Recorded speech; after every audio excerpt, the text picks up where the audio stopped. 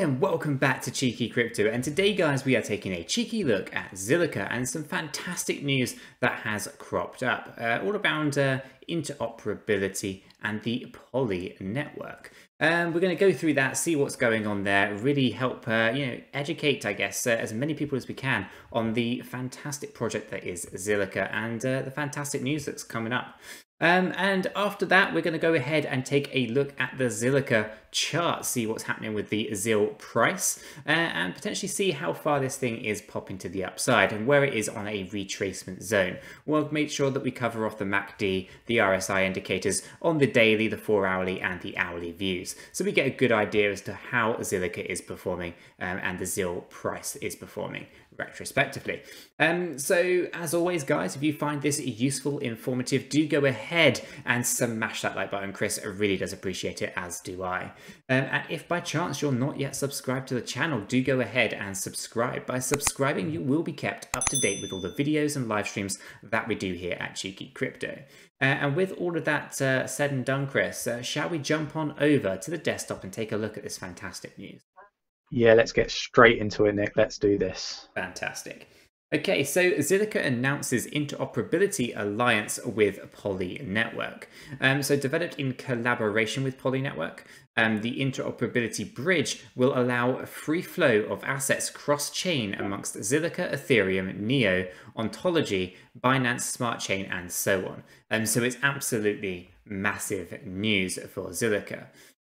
So let's take a look a little bit deeper of what's going on here. So Zilliqa, the high performance, high security blockchain platform, has unveiled its plans to enable greater interoperability amongst the Zilliqa, Bitcoin, Ethereum, Neo, Ontology, Binance Smart Chain, 𝗕𝗘𝗪𝗏, Elrond, which is another fantastic project.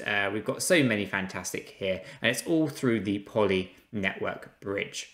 So fantastic stuff. So what is the Poly network, right? So for those who do not know, blockchains such as Zilliqa, Ethereum, Bitcoin, etc. are independent and disconnected networks. Their disconnectedness is mainly due to the fact that they are different systems in the way they validate transactions and store on-chain data.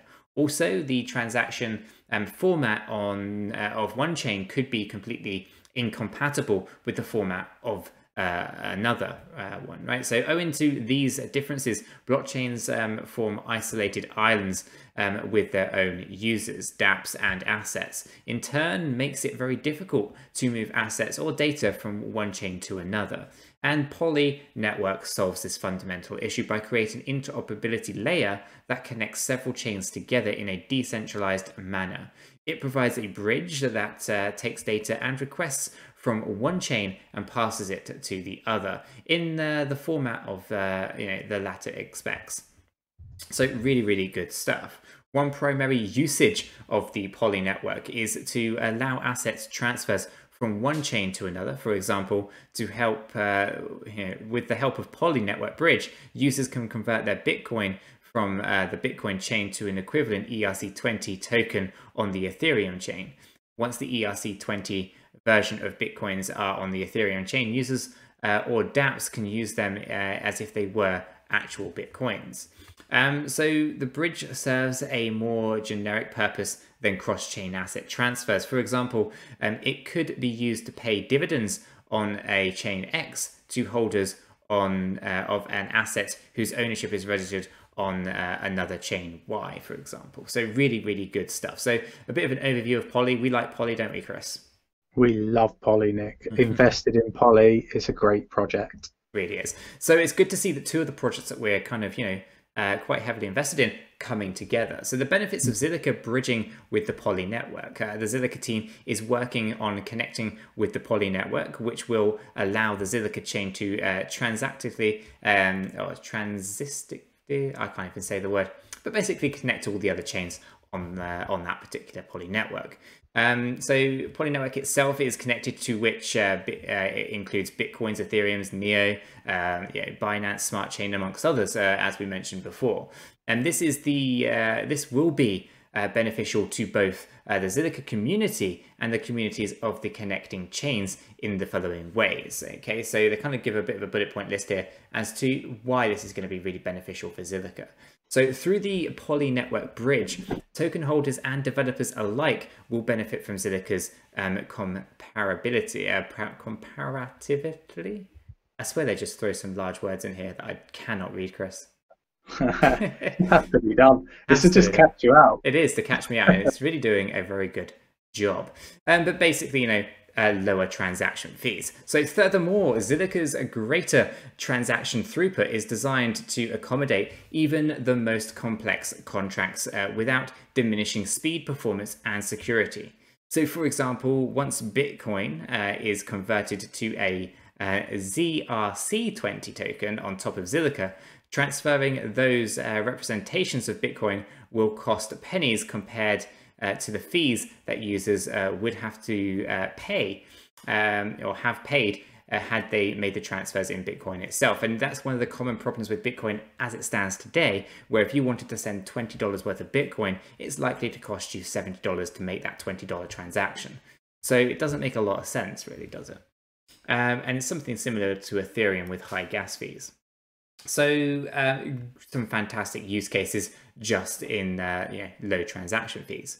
But that is not all, right? So with the bridge, developers will also be able to build cross-chain logic in their Scylla smart contracts in order to integrate them with smart contracts on all other supported blockchains. So absolutely fantastic from smart contract compatibility or interoperability for smart contracts. It's just a concept that could be absolutely massive.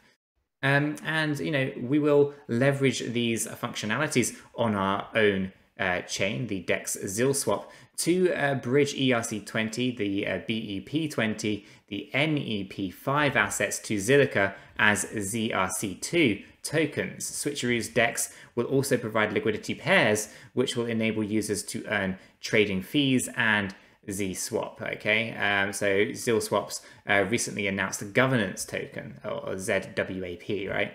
And liquidity mining rewards. So absolutely fantastic stuff that's going on here, guys. And controversially, ZIL and the ZRC2 token holders will be able to bridge their tokens to Ethereum and Binance Smart Chain and use these assets on DeFi products built on top of the partner chains. So ZIL and ZRC2 assets can be ported over to Switcheroo Trade Hub and be traded on the DMEX, a decentralized spot and derivatives exchange. So fantastic stuff going on. Creating a collaborative infrastructure is key to the industry's growth, and the Poly network bridge is a testament to the progress being made on that front. And Zilliqa Poly network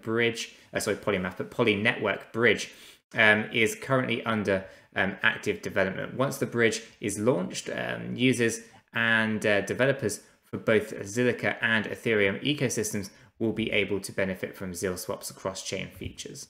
I'm not going to go into Switcheroo and about the Poly network in general, but this is absolutely fantastic news. I do recommend, guys, checking out the news.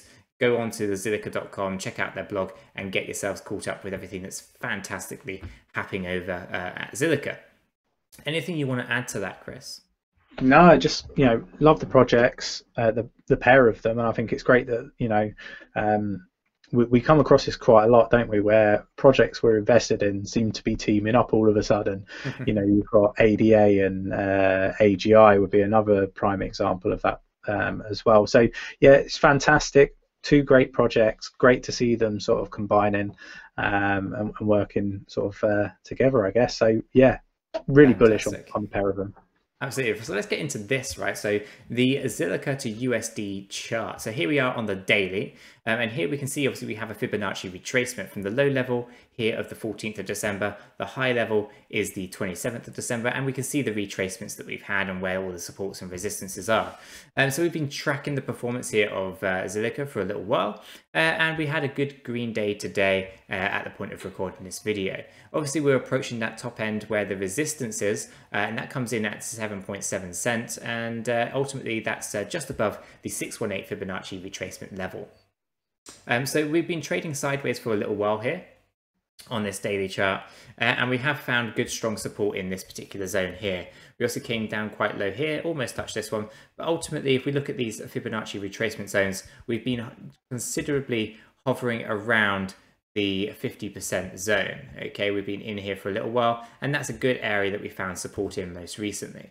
But also the 618 is an area that we've come down to before, and we can see that we had quite a few wicks and bodies of candles in here as well. So we know that this is working as support and resistance on many fronts. Okay, so we have two key areas of our Fibonacci retracements being ticked off. I do not think we actually need to drop down to the third one, which would be that 378.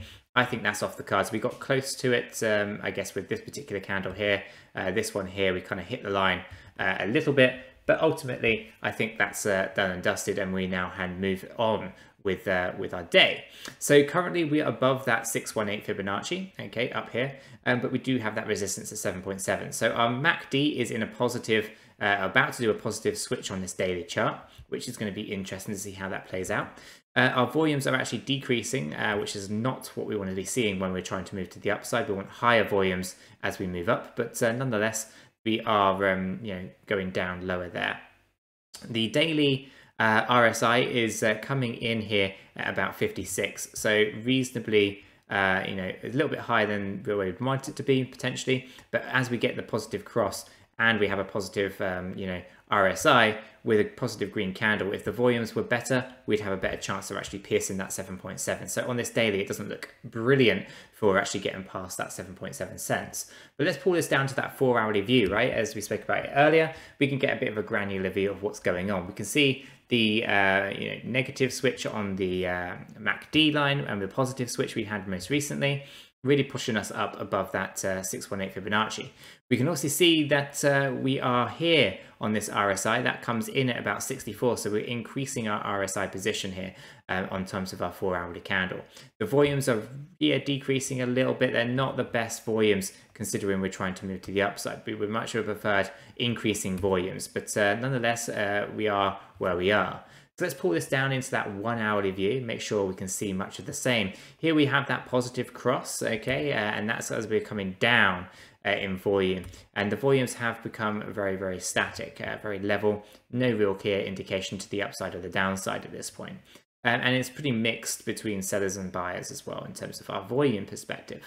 Our candles are still doing strong, but we are up here right up against that resistance of 7.7, and it looks like we have a forming red candle currently. Our RSI's got quite high, right? So we're currently at 63, but we had seen a high of 66. So up here in this overbought situation, not actually overbought because we're below 70, but very high on this RSI indicator. So I'm kind of expecting this thing to potentially cool off a little bit, come down here, maybe get into this 50% level, maybe a little bit lower, maybe to 40, get a 40 on RSI, sorry. Keep the volumes pretty static, trade sideways here, keep the MACD in a positive position if possible. Maybe you'll get across to the downside on the MACD, but if we can keep the volumes pretty level, get the correction down here into the 40 zone on the RSI, we could have a good strong attempt at getting past 7.7 cents. So if I pull this now back up to our daily view, we know that actually we are more up here on the RSI than we are where we are here. In terms of a 56 RSI. So RSI, not the best indication at the moment for the immediate action, but on the daily, it's not too bad. We're actually in a positive MACD situation, so that's good. And it looks like we're going to get that positive cross on the daily chart.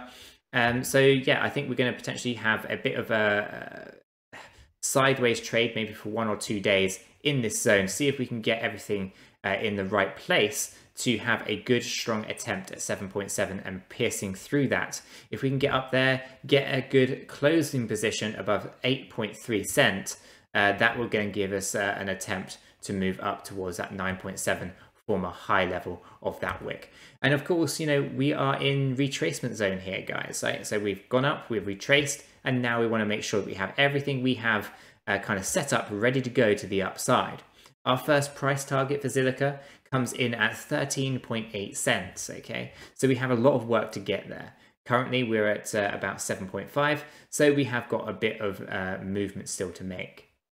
The second price target, and I'm not going to go through the third, but the second price target is 20.4. So we have a bit of an idea, guys, as to what kind of prices we are expecting to happen in the short term for Zilliqa. It's had fantastic motion to the upside in recent days and weeks, and we have had this consolidation and sideways movement for a little while now. And I'll put the date range on here. So from that high point, we've been going here for about 36 days of sideways trading. So who knows how much longer that actually has to go on. We do know that we are not in the right position on the RSI.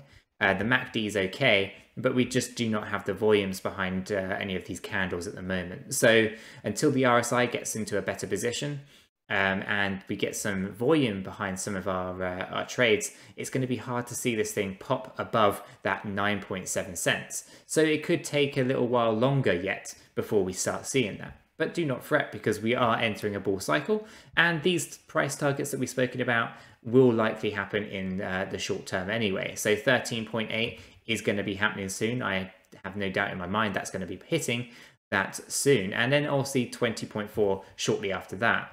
My long-term kind of guess, Chris, is about $1 on Zilliqa during 2021. I'm not sure if you agree with that. Yeah, I'm pretty aligned to that, Nick. Again, I think this is a great project. It's going to do really well. Yeah, so lots of room to the upside, guys.